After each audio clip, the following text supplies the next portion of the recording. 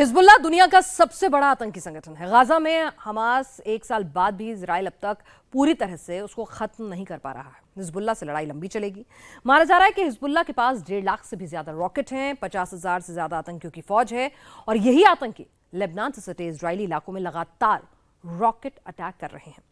आज भी हिजबुल्लाह का एक रॉकेट सीमावर्ती शहर के घर में जा गिरा।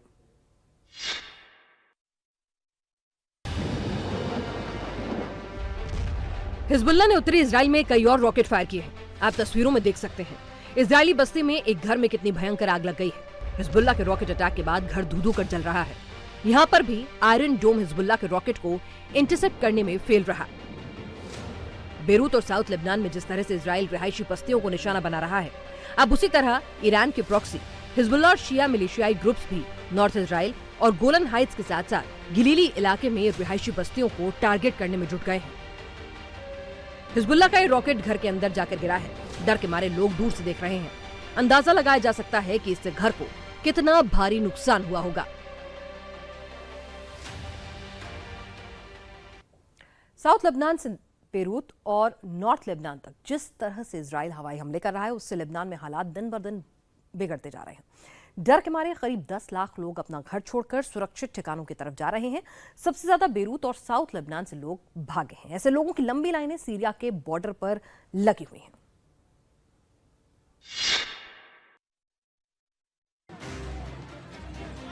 लोगों की कतारें देखिए, हजारों लोग चले जा रहे हैं। सिर पर जरूरी सामान लादकर लोग पैदल चले जा रहे हैं। काफिलों में बच्चे हैं, महिलाएं, पुरुष हैं, सब सुरक्षित जगह की तलाश में जा रहे हैं। महिलाओं की गोद में छोटे बच्चे हैं, थोड़े बच्चे खुद साथ चल रहे हैं, कुछ बच्चे सामान भी उठाकर चल रहे हैं। ये हिजबुल्लाह इजराइल जंग का असर है, संघर्ष का नतीजा है। हजारों लोग दहशत के साए में हैं। काफिले में लेबनान से पलायन कर चुके हैं। बताया जा रहा है कि लोग लेबनान बॉर्डर क्रॉस कर सीरिया जा रहे हैं। हिजबुल्लाह को तबाह करने के लिए इजराइल पूरे लेबनान में बम बरसा रहा है। साउथ लेबनान में ग्राउंड ऑपरेशन जारी है। लेबनान में हिजबुल्लाह के 500 से ज्यादा लड़ाकों समेत करीब 2000 लोग मारे जा चुके हैं। इजराइल ने पिछले 24 घंटे में हिजबुल्लाह के करीब 100 लड़ाकों को मार गिराने का दावा किया है। जंग से बचने के लिए करीब 20 लाख लोग पलायन कर चुके हैं। ये सीरिया में शरण ले रहे हैं। बीती रात इजराइल ने बेरूत दमिश्क रोड पर भी बमबारी की है, जिससे सीरिया जाने का ही रास्ता बंद हो गया है। लोग अब पहाड़ों को पार कर सीरिया जाने को मजबूर हैं। बड़ी संख्या में लेबनान से भागे लोग यूरोप की तरफ भी जा रहे हैं। तुर्की का बॉर्डर क्रॉस करने की कोशिश में लगे हुए हैं।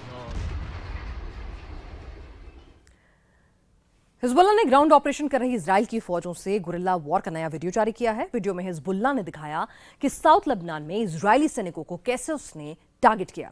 इजरायल सैनिक जब भी आगे बढ़ रहे थे, तभी सुरंग से हिजबुल्लाह के आतंकी निकले और अचानक अंधाधुंध फायरिंग शुरू कर दी। इजराइल को साउथ लेबनान में इस तरह के हमलों से निपटने में काफी दिक्कत हो रही है। पिछले युद्ध में भी इजराइल इसी वजह से पीछे हटा था, क्योंकि हिजबुल्लाह घात लगाकर सुरंग में छिपकर हमले करता है और फिर गायब हो जाता है।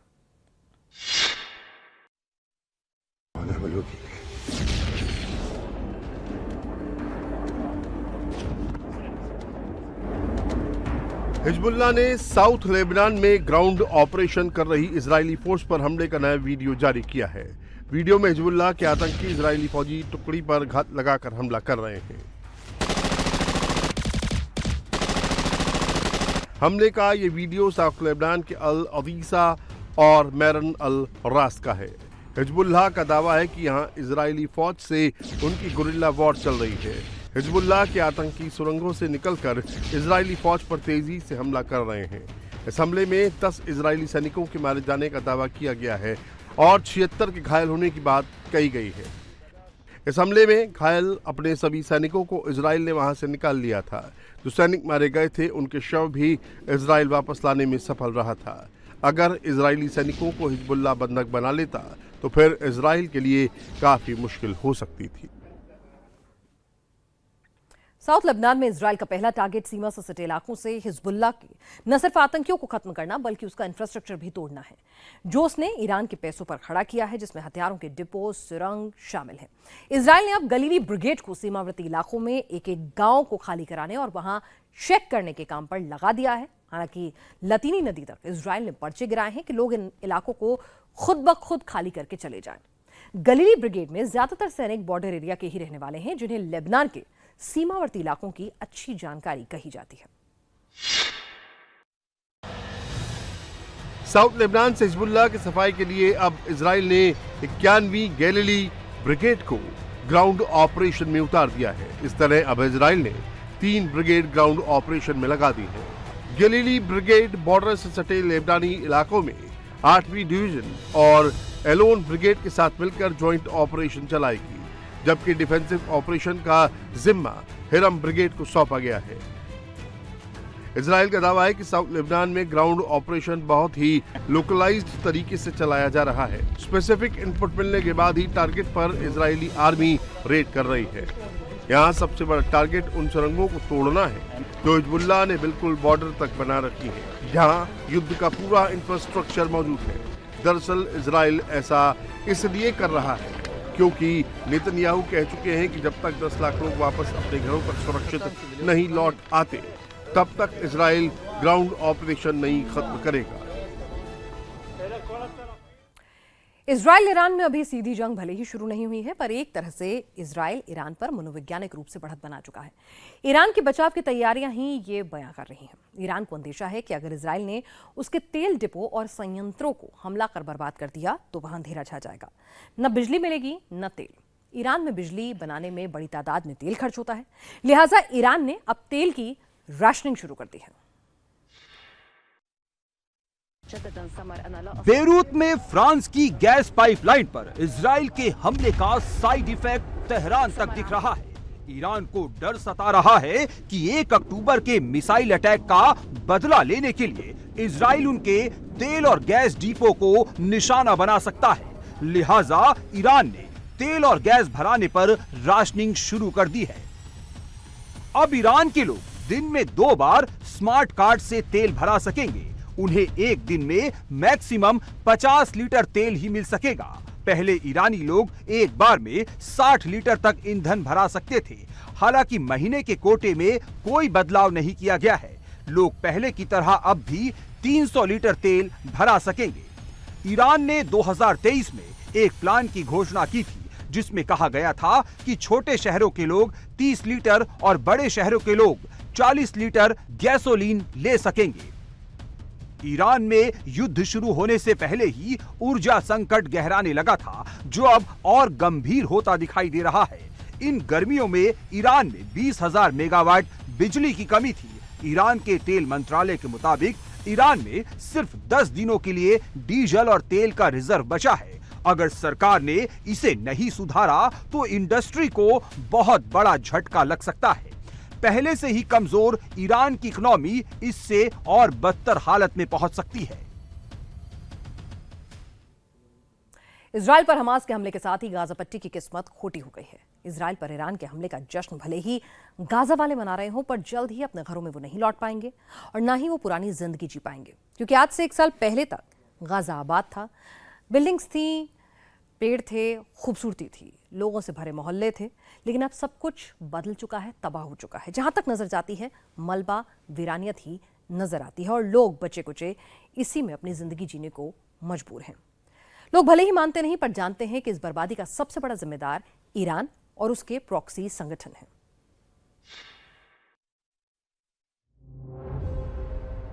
7 अक्टूबर को हमास के हमले से पहले गाजा और अब के गाजा में क्या फर्क दिखाई दे रहा है, आपको तस्वीरों में दिखाते हैं।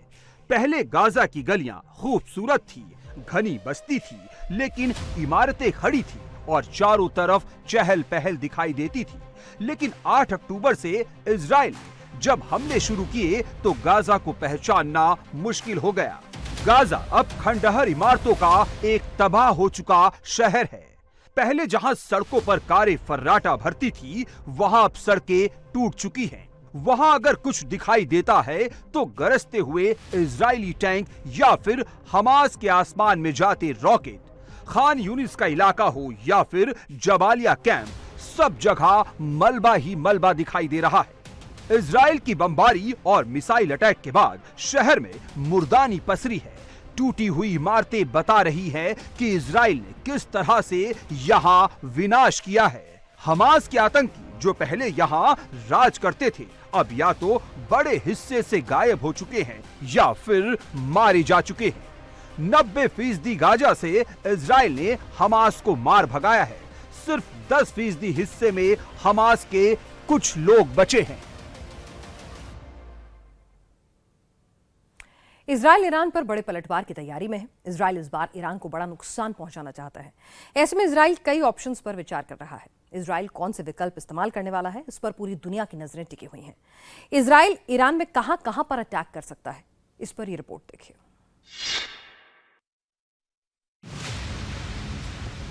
1 अक्टूबर के बाद से ही बड़ा सवाल ये है कि क्या इजराइल ईरान के मिसाइल अटैक पर पलटवार करेगा, और अगर वो हमला करता है तो उसके निशाने पर ईरान के कौन से इलाके होंगे।